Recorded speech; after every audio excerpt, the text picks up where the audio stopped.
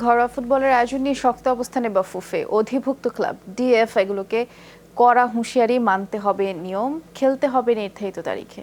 19 December federation cup দিয়ে মৌসুম শুরুর ঘোষণা, আর তার আগে 1 নভেম্বর থেকে 15 ডিসেম্বর দলবদল। আর এই 2 তারিখেই স্থির থাকাই যখন বাফুফের চ্যালেঞ্জ, সামনে তখন ফুটবলারদের পারিশ্রমিক জটিলতাই নতুন সমস্যা। সব মিলিয়ে নতুন কমিটির সামনে কঠিন সময়। করোনার ভয়াল থাবায় বন্ধ পেশাদার ফুটবল লিগ।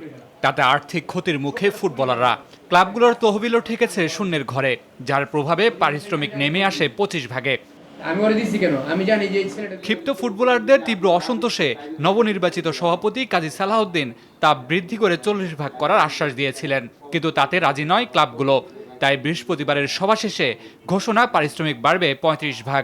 নির্বাহী কমিটিতে যে আলোচনা হয়েছে সেই আলোচনার প্রেক্ষাপটে আমরা 25 থেকে বাড়িয়ে 35%, অর্থাৎ 20-21 মৌসুমে তাদের 19-20-এর যে অর্থ বাকি আছে তার সাথে এই 35% যোগ করে তাদের চুক্তি স্বাক্ষরিত হবে।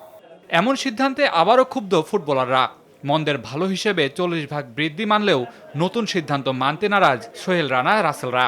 তাই আরেক দফা সভাপতির সাথে বৈঠকে বসতে চাইছেন তারা। বি লিগের প্লেয়াররা সবাই একসাথে, ডিসিশনটা সবারই এক হওয়া উচিত, কারণ এখানে ইন্ডিভিজুয়াল প্লেয়ারের ডিসিশন না।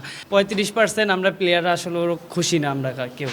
আমরা আসলে বিপ্লবী কিছু করার চেষ্টা করতেছি না, আমরা আমাদের পক্ষ থেকে আমরা আবেদন করব। পারিশ্রমিক ছাড়াও পেশাদার লিগের ক্লাব আর কমিটির বৈঠকে সিদ্ধান্ত হয়েছে 2020-21 মৌসুম শুরুর।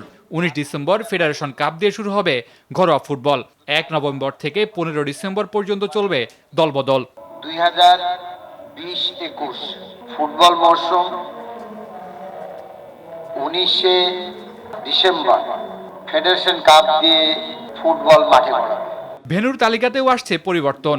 ব্যয় কমাতে গাজীপুর, কুমিল্লা, নরসিংদী, বিকেএসপি ও বঙ্গবন্ধু জাতীয় স্টেডিয়াম ঘিরে ম্যাচ আয়োজনের চিন্তা করছে league committee. Mamunur Rashid, Jamuna sports, Dhaka.